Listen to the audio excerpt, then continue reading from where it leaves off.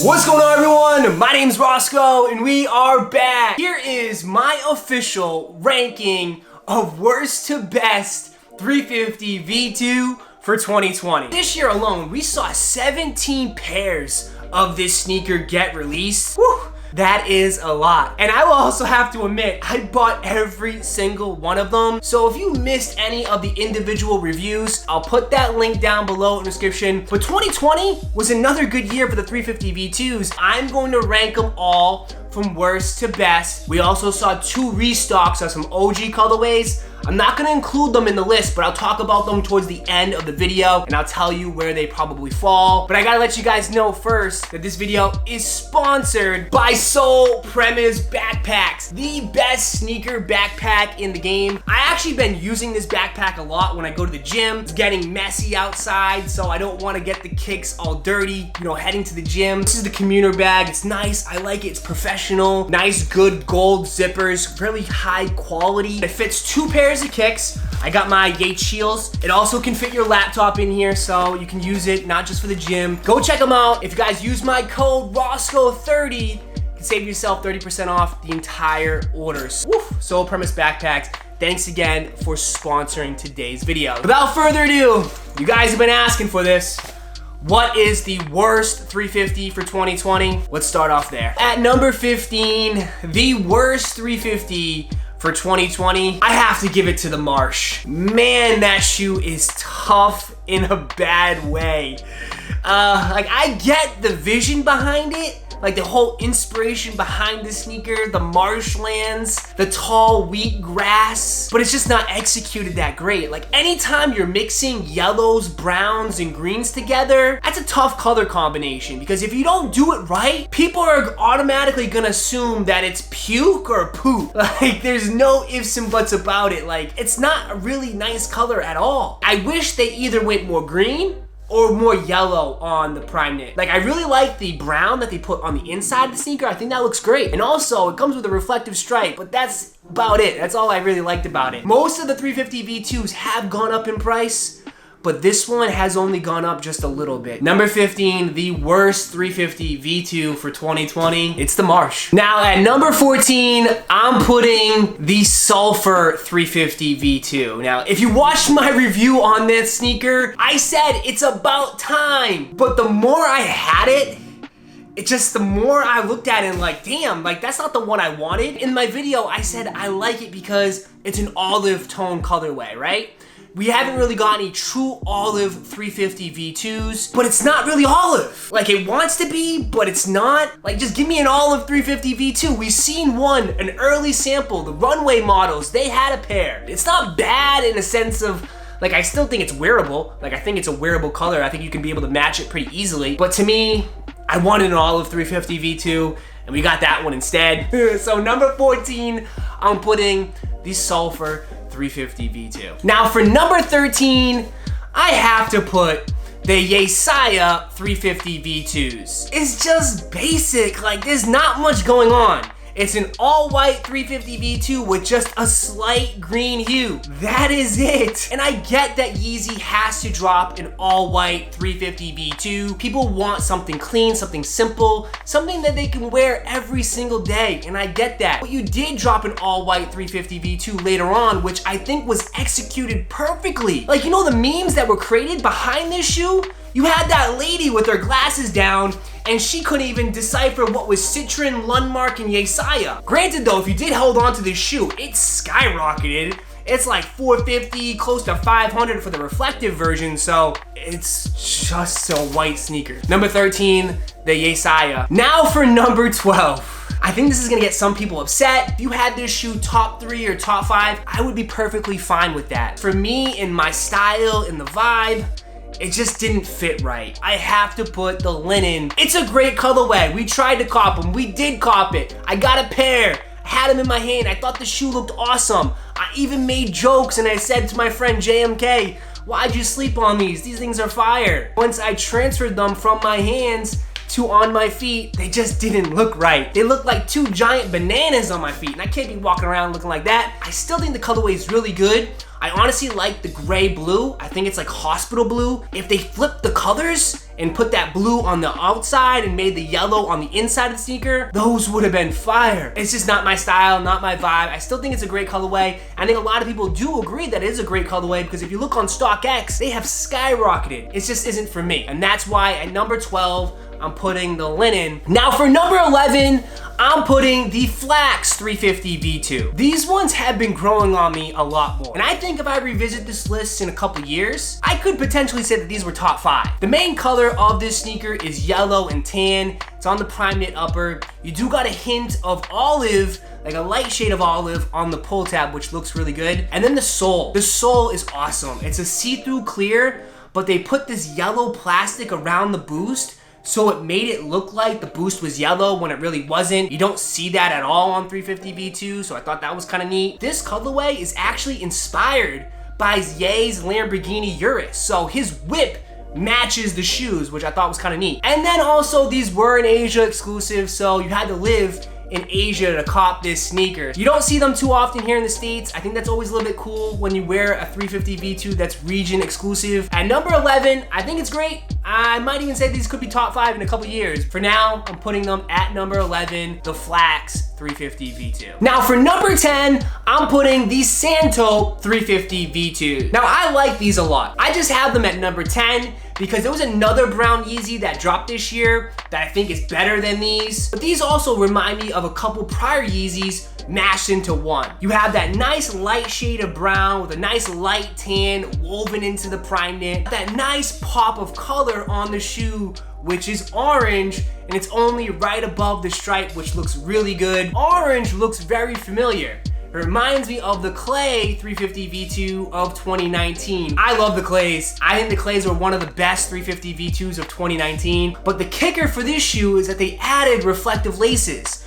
We've never seen that before on a 350 V2. Usually the extra set of laces is just the same color of the laces that was put in here. So as soon as I saw that the other ones were reflective, I cut the infinity style lacing system right off the shoe, swapped them out, and I think these look really good. Super wearable, really good colorway. So number 10, I'm putting the Santo. Now number 9, I'm putting the Taillight 350 V2. Now this sneaker was an EU exclusive. It is super basic. Like this is as basic as it gets for a Yeezy sneaker. It's kind of cool that they call it Taillight because it is a taillight, the car, the orange, I get it. Like pretty cool, right? I wish on this one that they carried that orange all the way across the sneaker on the stripe. That one would have hit 10 times harder. But for it just to have that little bit of orange on the back end, I gotta put it in the middle at number 9. Now for number 8, I'm putting the Israfil 350 V2. These are nice. It's a blue Yeezy. I think it's different, man. It's good. Granted, it's super earth tone blue. You do have that nice pop of color though on the sneaker with that translucent stripe that comes in yellow. My favorite part about this sneaker is the woven knit design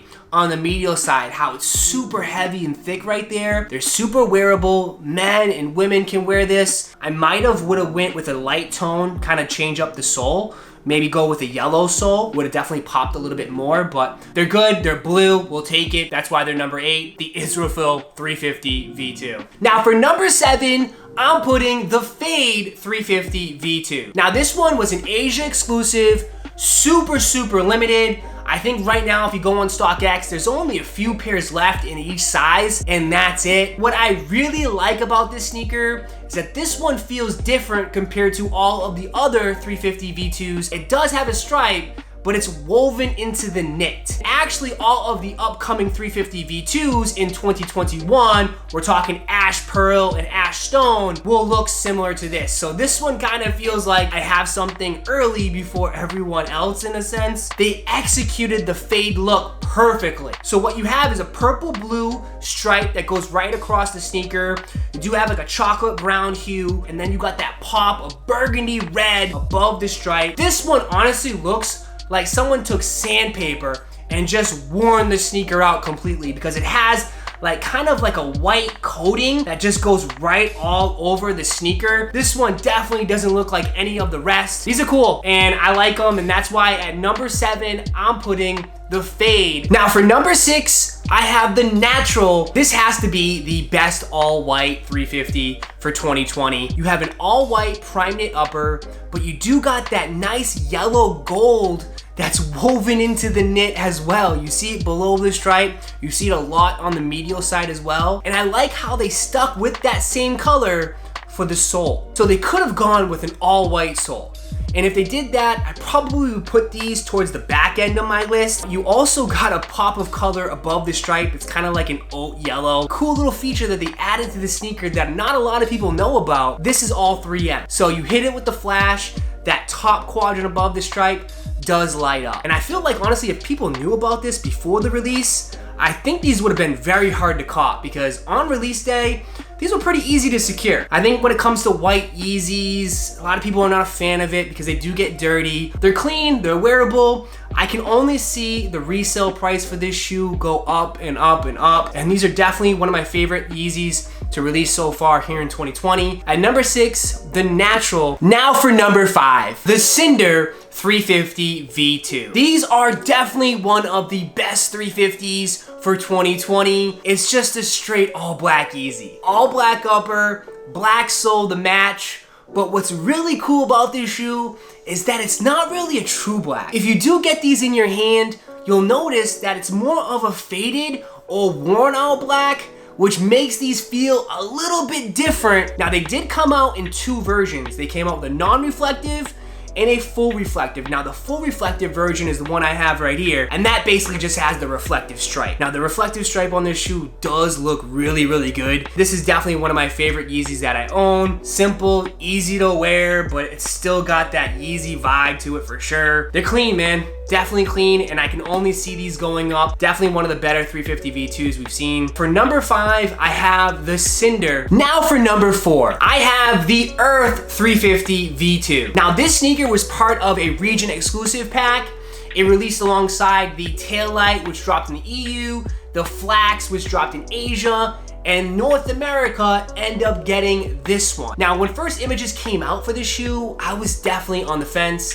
Another brown Yeezy. But when I hit and I got them in hand, these are actually really nice. Kind of reminds me of the Oxford Tans. They look so good on feet. I think this is a perfect fall 350 V2. Now, we really didn't get too many of like the solid tone uppers, but I'm glad that they brought it back here in 2020. I know we got Sulfurs, Cinders, Earth, but these just are the best one out of all of them. I like also too, a little bit of a hidden look is that inside the shoe, you got the Cinder 350 V2 colors, so they added that for the inside of the shoe, which is a nice little feature. Now, these have skyrocketed. I believe at first they were hovering around 275, 300. My size 12 is up there for $600. You do not see that at all. Definitely one of my favorite. It's actually one of my most worn. Probably should have added some drip grip. The Earth 350 V2 at number 4. Now for number 3, the Desert Sage. Whew. These are so nice.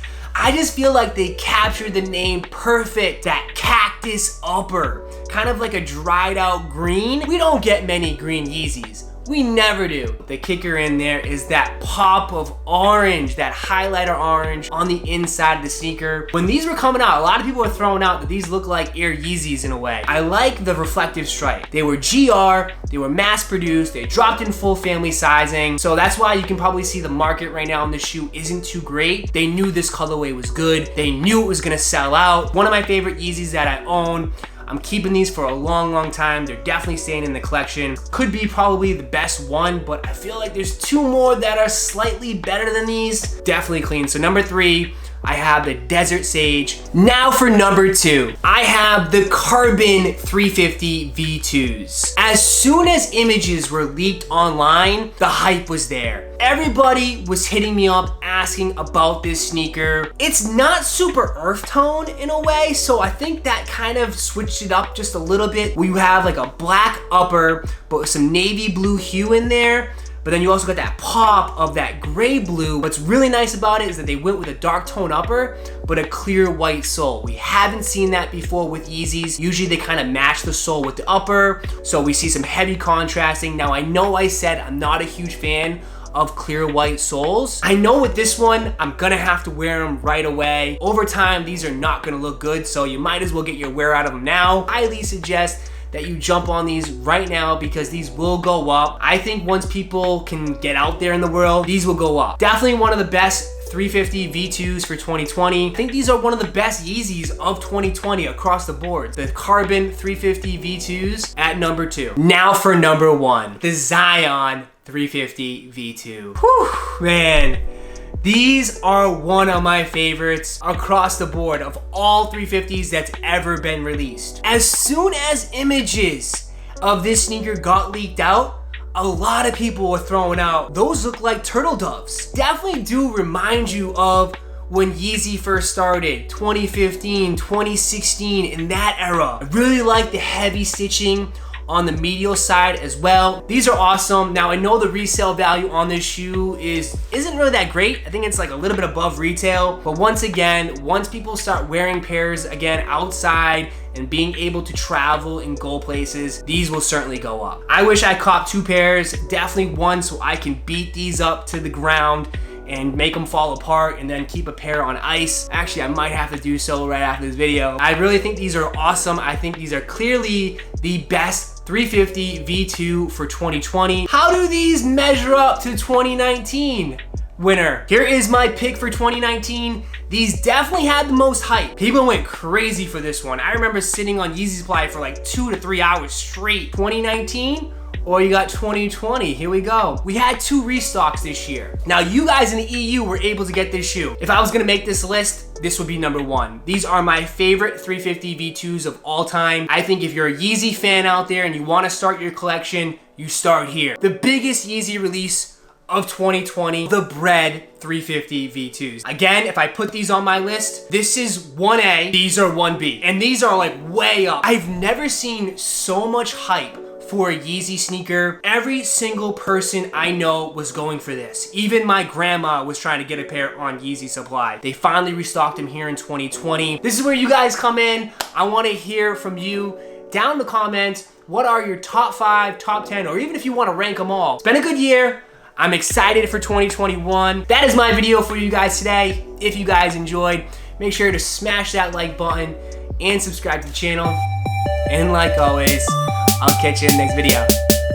Peace.